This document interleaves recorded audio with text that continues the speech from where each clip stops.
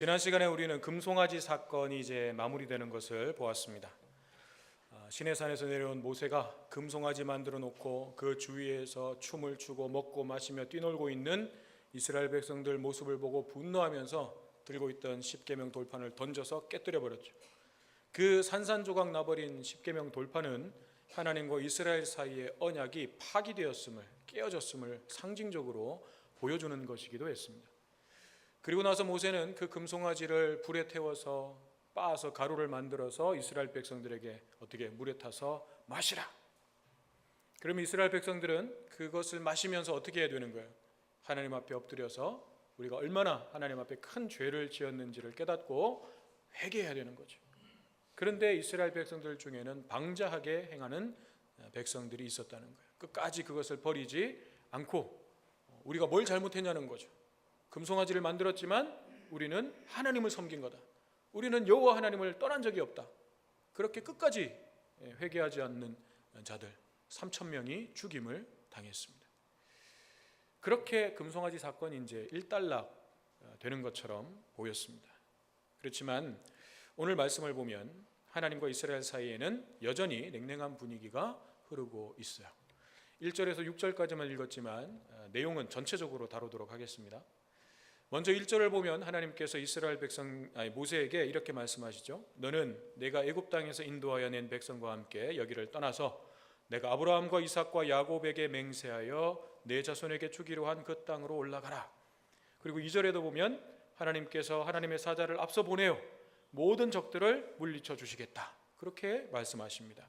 여기까지만 보면 하나님께서 이제 이스라엘 백성들하고의 관계를 회복하시고 그들을 인도해 주시는가 보다, 그렇게 볼 수도 있어요. 그렇지만 가만히 보면 그런 말씀이 아니라는 것이 나타나죠. 1절도 다시 보니까 모세 네가 애굽 땅에서 인도해낸 백성이라고 하십니다. 또 1절 끝에는 모세 네 자손에게 주기로 한 땅으로 올라가라. 계속해서 모세 네가 인도해냈고 또 너의 백성이다. 그 백성들을 데리고 가나안 땅으로 가라. 그렇게 말씀하세요.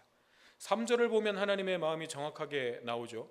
너희를 적과 꿀이 흐르는 땅에 이르게 하려니와 나는 너희와 함께 올라가지 아니하리니. 이스라엘 백성들 데리고 네 백성들 데리고 가나안 땅 가라는 거예요. 네가 나에게 아브라함과 이삭과 야곱에게 하셨던 그 약속을 기억해 달라고 했지. 오케이, 내가 그 약속 지키겠다는 거예요. 그리고 올라가라. 내가 너희들의 대적들을 다 물리쳐 주겠다. 그래서 걱정하지 말고 가라. 그렇지만 나는 너희와 함께 가지 않겠다. 하나님은 안 가시겠다는 거예요. 하나님도 뒤끝 있으세요? 나는 안 가겠다. 그렇지만 이 말씀의 본 뜻은 그런 것이 아니죠. 우리가 32장에서 살펴봤듯이 이스라엘 백성들은 하나님을 바라본 것이 아니라 누구를 바라봤어요? 모세를 바라봤어요. 말로는 하나님을 섬긴다고 했지만 그들의 마음의 중심에 있었던 것은 모세였습니다. 눈에 보이는 것에 의해서 좌지우지되는 신앙이었어요. 모세가 보이면 하나님도 있는 것 같고 모세가 안 보이면 하나님도 없는 것 같아요. 그래서 하나님께서는 이스라엘 백성들의 그런 병든 신앙을 고치시려는 거예요. 눈에 보이는 뭔가가 있으면 하나님을 믿고 그렇지 않으면 하나님이 안 계신 것처럼 생각하는 그 신앙을 바로 잡으시겠다는 것입니다. 40년의 광야 생활은 바로 이 부분을 고치시는 치료의 과정이었고 또 훈련의 과정이었습니다. 그래서 신명기 8장 3절에 보면 모세가 40년의 그 광야 생활을 마무리하면서, 신명기는 모세의 이제 고별 설교잖아요. 그 신명기에서 이스라엘 백성들에게 이렇게 말합니다. 하나님께서 너희로 하여금 이 40년 동안 광야의 길을 걷게 하신 것은, 그러면서 너희로 때로는 낮추게 하시고 너희를 때로는 줄이게 하시고 때로는 너희 조상들도 알지 못했던 만나로 먹이셨던 것은 사람이 떡으로만 사는 것이 아니라 하나님, 여호와 하나님의 입에서 나오는 모든 무엇으로? 말씀으로 사는 줄을 너희로 알게 하려 함이냐. 40년 광야 생활의 의미는 거기에 있었다는 거예요. 그런데 이 떡으로만 사는 것이 아니다라고 하는 이 말씀이 사람이 성경 말씀만 읽으면 밥 안 먹어도 살 수 있다 이런 의미가 아니죠. 너희가 눈에 보이는 것을 얻게 될 때에, 너희가 떡을 먹게 될 때에, 너희가 떡을 얻게 될 때에 그것이 너희의 힘과 노력으로 내 땀으로 그렇게 얻었다고 착각하지 말고 너에게 그것을 주신, 궁극적으로 주신 분이 누구이신지를 잊지 말라는 거예요. 그게 눈에 보이지 않는 하나님이라는 거예요. 다시 말해서 모세와 같은 능력을 보여주는 사람이 있으면 하나님 말씀 따르고 풍성한 소출과 눈에 보이는, 손에 잡히는 그런 유익함을 얻으면 하나님을 신뢰하는 그런 얄팍한 신앙 버리고 하나님 그분 자체를 기뻐하고 하나님 그분 자체를 구하라는 거예요. 그러면 여기서 여러분에게 한 가지 질문을 드리겠습니다. 여러분은 왜 예수를 믿으십니까? 여러분은 왜 하나님을 믿으십니까? 여기 우리 재열 형제가 있지만 이제 이번에 그 세례 받을 거예요. 견신내. 우리 재열 형제에게 물어볼 거예요. 재열 형제 답 준비해 와. 의열이. 재열이가 형이지, 의열이. 우리 미안해요. 의열이에게 물어볼 거예요. 왜 하나님을 믿는지 답 준비해야 돼. 여러분은 왜 하나님을 믿으십니까? 여러분 왜 예수를 믿으십니까? 어떤 분은 지옥 가지 않고 천국 가야죠. 천국 가야죠. 맞는 말입니다. 그것이 우리의 신앙의 동기 가운데 하나가 될 수 있습니다. 그러면 이제 이렇게 물어볼 수 있죠. 그러면 천국은 왜 가고 싶으세요? 천국 가기 위해서 예수 믿는데 천국은 왜 가시려고 하는 거예요? 어떤 사람들은 천국 가면 하나님께서 이 세상에서 내가 고생했던 거 다 보상해 주시고, 내가 이 세상에서는 참 없이 살았고 굶주리면서 살았고 멸시당하면서 살았고, 그렇지만 하나님께서 이제 천국 가면 나를 높은 자리에 올려주실 것이고 내게 영화를 누리게 하실 것이고, 그래서 나는 천국을 소망하면서 그날만 기다리고 있습니다. 천국에서 집은 뭘로 되어 있다 그래요? 집이 온통 금으로 되어 있다 그러죠. 막 길도 막 바닥도 금으로 깔려 있고 금침 비단 옷 입고 사는 그런 모습을 상상하면서, 그런 천국을 상상하면서 그래서 예수 믿는다는 거예요. 근데 여러분 정말로 천국이 그럴까요? 정말로 그런 모습일까요? 천국 보고 왔다고 간증하시는 분들 중에 많은 분들이 막 황금 집에 막 천국이 막 이 세상하고는 비교할 수 없을 정도로 막 보석이 가득하고 막 그렇게 막 간증을 하니까 그런 상상을 하면서 천국을 소망하는데 정말 그럴까요? 물론 요한계시록 21장에 보면 새 예루살렘의 모습을 묘사하고 있는데 정금으로 된 성이 있대요. 성이 있는데 그게 전부 정금으로 돼 있대. 그리고 성벽은 벽돌로 쌓은 게 아니고 각종 보석으로 그 성벽을 쌓았다는 거예요. 얼마나 아름답겠어요. 그런데 만약에 천국의 가치가 정말 그런 것 때문이라면, 막 황금이 돼 있고 또 막 성벽으로 막 이 보석을 막 성벽 쌓는 것으로 사용하고, 정말 그래서 그곳이 천국이라면 여러분 이 땅에서 그 천국을 살고 있는 사람도 있잖아요. 굳이 거기까지 안 가도 이 땅에서 사는 사람들이 있잖아요. 만수르 같은 사람들.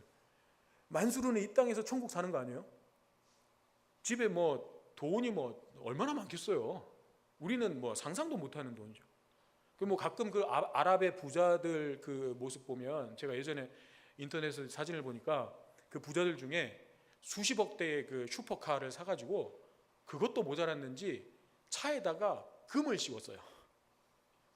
금 색깔을 입힌 게 아니고 진짜 금으로 도금을 해서 차를, 그러니까 황금차가 막 굴러다니는 거야. 거기가 천국 아니에요? 자동차도 막 금차야. 그럼 거기가 천국이지. 아쉬우실지 모르겠지만 천국은 그런 데가 아니에요. 그런 묘사는, 성경에 있는 그런 묘사는 하나님 나라의 그 영광과 아름다움을 묘사하기 위한 거지 문자 그대로 해석할 문제가 아닌 거예요. 설령 문자 그대로 건물이 전부 금이고 또 다이아몬드로 성벽을 쌓았다고 하면, 여러분 다이아몬드 한 1000캐럿 되면 주먹만 해요. 제가 인터넷에 보니까 한번 찾아봤어요. 1000캐럿 정도 되면 어느 정도 크기인지 주먹만 해요. 그런데 세공하지 않은 원석 다이아몬드 1000캐럿짜리가 604억에 팔렸어요. 다이아몬드 하나 604억. 근데 주먹만 하니까 이걸 벽돌로 쓰기는 작고 한 10,000캐럿 정도 돼야 벽돌 정도 크기 되지 않겠어요? 그러면 6천억이에요. 6천억. 그 6천억짜리 다이아몬드를 성벽을 쌓는 벽돌로 사용하는 거예요. 그러면 금이나 다이아몬드가 가치가 있다는 얘기예요? 없다는 거예요? 없다는 거예요. 천국에서는 그냥 그거는 벽돌로 쓰는 거예요. 우리가 사는 이 세상에서는 6천억짜리 다이아몬드가 있으면 그건 뭐 어마어마한 거죠. 천국에서는 그거 그냥 벽돌로 쓰는 거예요. 가치가 없다는 얘기예요. 천국의 가치는 그런 데 있는 게 아니라는 거예요. 그게 있기 때문에 천국이 아니라는 거예요. 그래서 우리는 천국을 그렇게 소망하면 안 되는 거예요. 그런데 많은 그리스도인들이 이 세상에서는 꿈도 못 꾸니까 천국 가서라도 내가 그걸 누려야지 하는 마음으로 예수를 믿고 천국을 바라본다는 거예요. 여러분은 왜 예수를 믿으십니까? 여러분은 왜 하나님을 믿으십니까? 사실 오늘 본문의 말씀은 이 본질적인 문제에 관한 거예요. 하나님께서 내가 너희에게 약속한 그 땅도 주고 적들도 물리쳐 주고 다 해주겠지만 나는 너희와 함께 가지 않을 거야. 너희들끼리 가서 너희들 마음대로 네가 원하던 대로 네가 꿈꾸던 대로 살아. 내가 다 해줄게. 그렇지만 내가 거기에 함께 있지는 않을 거야. 하나님께서 그렇게 말씀하시는 거예요. 그러니까 거기에 대해서 모세가 뭐라고 얘기하냐면 우리가 읽지는 않았습니다만 15절 말씀을 보면 이렇게 말하죠. 모세가 여호와께 아뢰되 주께서 친히 가지 아니하시려거든 우리를 이곳에서 올려보내지 마옵소서. 무슨 말입니까? 가나안 땅이 아무리 적과 꿀이 흐르는 땅이라도 그 땅이 아무리 아브라함과 이삭과 야곱에게 하나님께서 약속해 주셨던 땅이라 할지라도 그곳에서 아무리 우리가 평안하게 살 수 있는 땅이라 할지라도 하나님이 그곳에 함께 하시지 않으면 하나님이 그곳에 함께 가시지 않으면 그 땅은 우리 땅이 아닙니다. 우리는 그곳에 가지 않겠습니다. 그 땅은 우리에게 아무 의미가 없습니다. 이 말이죠. 우리는 자칫 잘못하면 신앙이라고 하는 것을 하나님은 빼놓고 우리가 하나님께로부터 누리는 혜택, 그 혜택을 누리는 것을 신앙이라고 착각하는 아주 심각하고 치명적인 오류를 범할 때가 있어요. 신앙에서 하나님은 빠져 있어요. 하나님 그분은 빠져 있고 내가 그 하나님으로부터 누리게 될 혜택, 그게 신앙생활이라고 착각하는 그런 아주 심각한 오류를 범할 때가 있습니다. 오늘 말씀은 이 부분을 분명하게 지적하고 있는 거예요. 너희들의 신앙의 본질이 뭐냐? 너희가 나를 믿는 이유와 목적이 뭐냐? 하는 아주 근본적인 질문을 던지시고 있는 것입니다. 하나님께서 함께 하시지 않는 곳, 하나님께서 함께 가시지 않는 곳, 그곳은 더 이상 약속의 땅이 아닙니다. 그곳이 아무리 금과 보석으로 치장되어 있는 천국이라 할지라도 그곳에 하나님께서 계시지 않으면 그 땅은 우리가 가야 할 땅이 아니에요. 여러분, 천국이 왜 천국입니까? 그곳이 이 세상과 비교할 수 없는 아름다운 곳이어서 천국이에요. 그곳에서는 눈물도 아픔도 죽음도 이제는 없기 때문에 그래서 천국인 거예요? 아니에요. 천국이 천국인 것은 하나님이 거기 계시기 때문이에요. 하나님이 거기 계시기 때문에 그곳이 천국인 거예요. 그곳이 뭐 황금으로 둘러싸여 있든 아니든 보석이 발에 채이는 돌멩이든 아니든 그런 게 중요한 것이 아니라 그곳에 하나님이 계시기 때문에 거기가 천국인 거예요. 그렇다면 초막이라고 할지라도 고난이 있는 곳이라 할지라도 내가 십자가를 져야 하는 곳이라 할지라도 그곳에 하나님이 함께 계시면 그곳이 천국이고 그곳이 하나님의 나라인 거예요. 우리가 좀 전에 찬양 드렸잖아요. 주 예수와 동행하니 그 어디나 하늘나라. 이게 우리의 믿음인 거예요. 주 예수와 동행하니 그 어디나 하늘나라. 이것이 우리의 신앙인 거예요.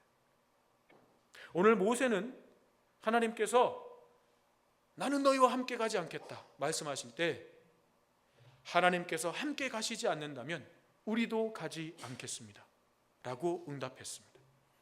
히브리서 11장은 모세의 이런 믿음에 대해서 이렇게 말씀하고 있습니다. 믿음으로 모세는 장성하여 바로의 공주의 아들이라 칭함받기를 거절하고 도리어 하나님의 백성과 함께 고난받기를 잠시 죄악의 낙을 누리는 것보다 더 좋아하고 그리스도를 위하여 받는 수모를 애굽의 모든 보화보다 더 큰 재물로 여겼으니 이는 상 주심을 바라봄이라.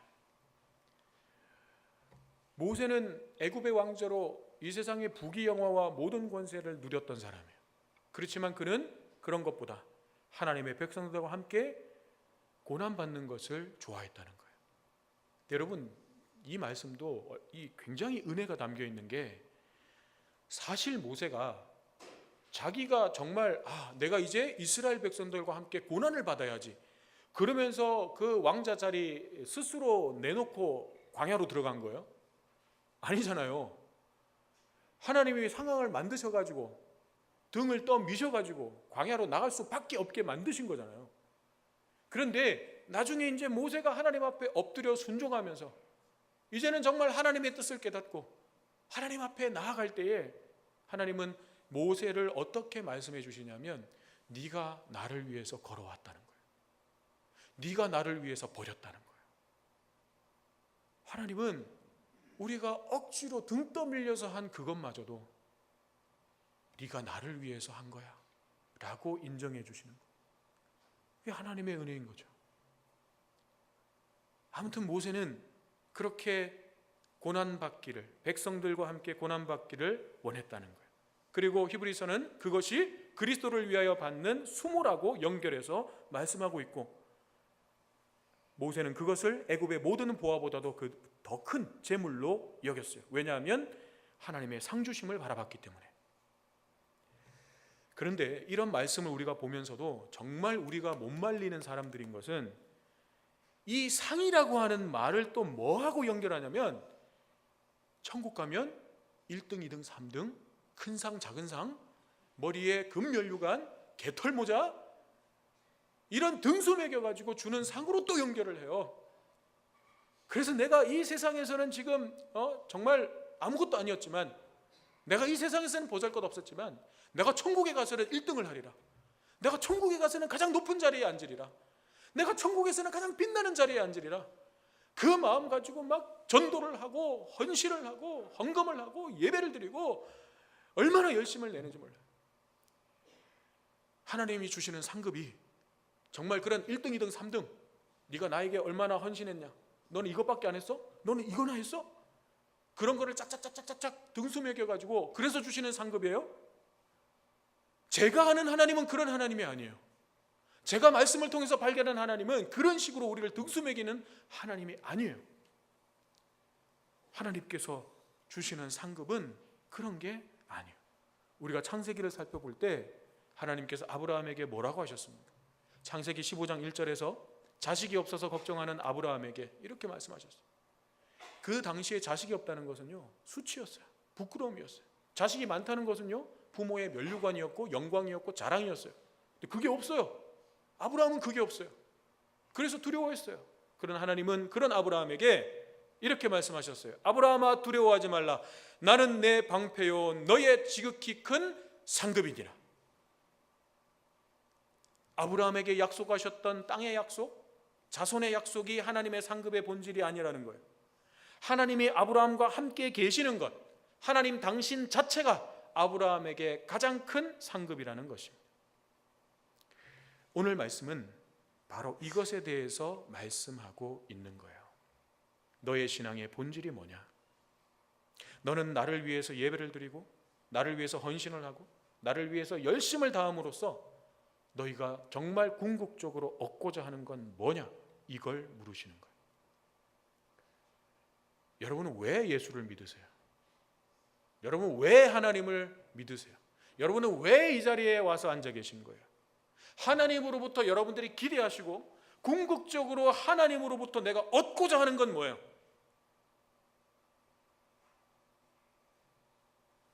그 질문에 대한 답을 내가 찾아야 돼요. 그거 없이 이 자리에 앉아 있는 것은 아무 의미가 없습니다. 그러면 여러분 한번 생각해 보세요. 이 땅에서 신앙생활을 하면서 여러분들 지금 이제 신앙생활을 하고 계시는데 주일날 이 추운 날 이 예배의 자리에 오셔서 하나님 예배하겠다고 이 자리에 오셨는데, 하나님 내게 맡기신 사역 감당하겠다고 이 자리에 오셨는데, 하나님을 만나고 하나님과 교제하고 그분과의 어떤 사귐, 그런 것들이 전혀 기쁘지 않고 별로 의미 없는 것이라면 우리가 천국에서, 나중에 천국에서 할 수 있는 게 뭐가 있을까요? 하나님께 드리는 예배가 지루하고 하나님의 말씀을 읽고 묵상하는 것이 재미없고 하나님의 말씀에 순종하는 것이 괴롭고 하나님과 함께하는 그 시간들을 의무적으로 겨우겨우 버텨내는 우리라면 천국에서 행복하겠어요? 천국에서 기쁘겠어요? 안 기쁠 것 같아요. 저는. 더 무서운 건 뭐예요? 그 천국이 영원하다는 거예요. 숨 막히지 않으세요? 이 재미없는 걸, 이 의미 없는 걸 겨우겨우 견뎌내고 있는 걸 영원히 해야 된대. 숨 막히지 않으세요? 그게 천국이에요? 지루한 예배 시간, 졸리는 설교는 그래도 마치는 시간이라도 있어요. 버텨내면, 견뎌내면, 내가 조금만 버티면 마치는 시간이라도 있어요. 그런데 천국은 마치는 시간이 없어요. 어떤 분은 또 그렇게 얘기를 하더라고요. 뭐 천국 가면 또 이 땅에서처럼 하나님 찬양하고 예배하고, 그러니까 그러면 전 천국 가기 좀 그런데 거기 가서 또 성가대 해야 돼요? 거기 가서 또 안내위원 해야 돼요? 거기 가서 또 뭐 해야 돼요? 그런 거 해야 되면 난 천국 가기 별론데.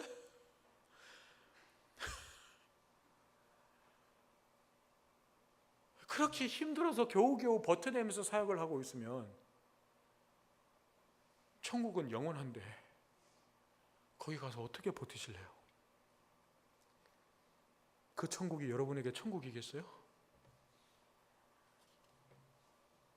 도대체 우리는 왜 하나님을 믿으며 하나님께로부터 무엇을 기대하고 있는 것입니까? 신앙의 모습에는 두 가지 모습이 있다고 이야기를 해요. 하나는 하나님의 손을 구하는 신앙이고 또 하나는 하나님의 얼굴을 구하는 신앙이에요. 손을 구하는 신앙은 뭐냐? 하나님이 나에게 무엇을 주실 것인가? 하나님께서 내게 뭘 주실 것인가? 항상 시선과 마음이 거기에 집중되어 있는 게 하나님의 손을 구하는 신앙이에요.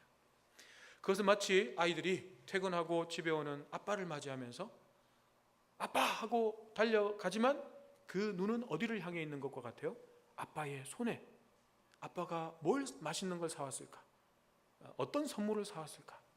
여기에 집중하고 있는, 그게 하나님의 손을 구하는 신앙이에요. 아빠가 중요한 게 아니라 아빠가 나에게 줄 혜택이 중요한 거예요. 그러나 얼굴을 구하는 신앙은 무엇입니까? 아빠 손에 아무것도 없어도 그냥 아빠가 좋은 거예요. 그냥 아빠가 함께 있으면 행복한 거예요.